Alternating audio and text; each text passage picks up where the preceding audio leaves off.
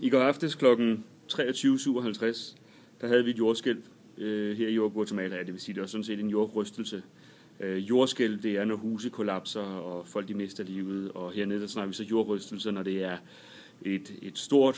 en stor rystelse, men hvor at der ikke sker nogen store skader. 5,7 på Richterskalaen, og ramte lige uden for kysten her i Guatemala. Personligt så har jeg et stort traume med jordskælv. Der er mange, når de mærker det første gang, specielt udlændinge, de synes, det er sådan lidt sjovt og sådan noget. Sådan havde jeg det faktisk også selv. Men jeg har så også oplevet, hvordan det er, når der er et decideret jordskælv med mange omkomne. Og jeg var nede og hjælpe til med Røde Kors nede i El Salvador, efter et stort jordskælv, der var der. Så jeg er sådan lidt traumatiseret omkring det, og mærker hurtigt, når der er sådan nogle jordrystelser.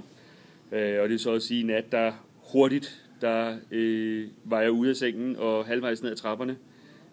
Kunne så godt mærke, at der var det allerede begyndt at stille af. Så jeg blev stående sådan og mærkede. Grunden til, at jeg løb ned ad trapperne er, fordi dernede der sover min 9-årige søn Sebastian. Hvor så min kone, hun ville løbe ind og hente Isabella, vores datter på 7 år. Og så løb ud på altanen med hende, og jeg ville så løbe herude i haven, hvor jeg sidder nu her. Og så vente på, at det stiller af. Men heldigvis så nåede det ikke så langt. Men det er en af... det lyder måske lidt mærkeligt, men det er sådan set en af grundene til, at jeg er blevet i Guatemala.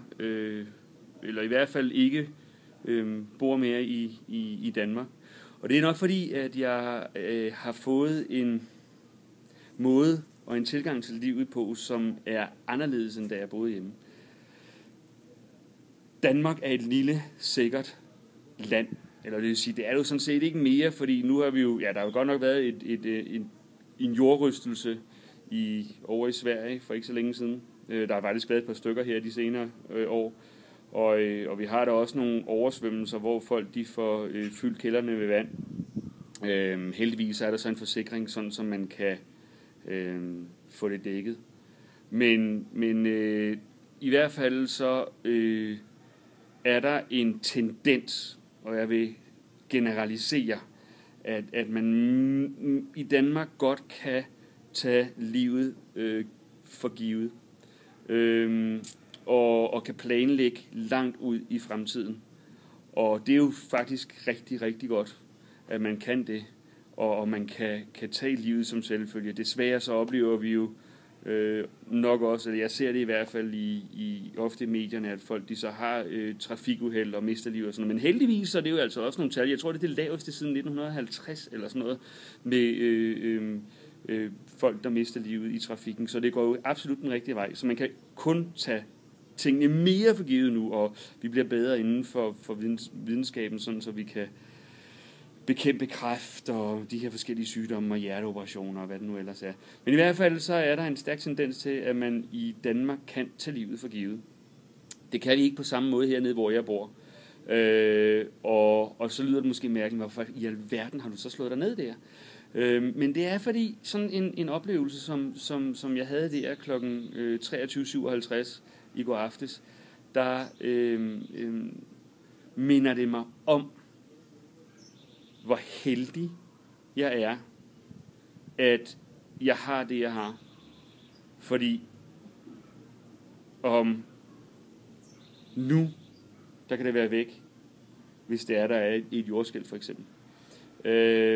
Og det er en absolut stor forskel i Danmark og Guatemala. Jeg vil sige, hernede der er folk meget religiøse. De har behov for at tro på noget, der er større end dem selv, og noget, der kan styre de her naturfænomener, hvad det ellers er. Eller i hvert fald, at der er en højere magt, som har nogle...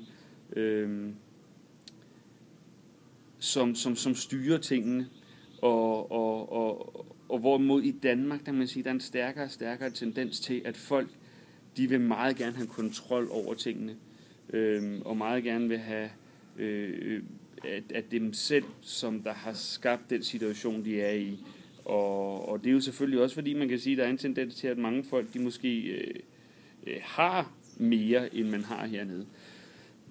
Dem, der er religiøse i Danmark, kan man sige, der er der en stor tendens til, at mange af dem, specielt inden for de her små samfund, der ligger ude ved vestkysten, at der kan man sige, der er der mange, der har nogle religiøse værdier. Og det kan man sige, det har haft meget at gøre med, specielt førhen, når fiskerne de var ude på havet, og mor hun sidder derhjemme, og der kommer en stor storm, og der kan man føle sig rigtig magtesløs.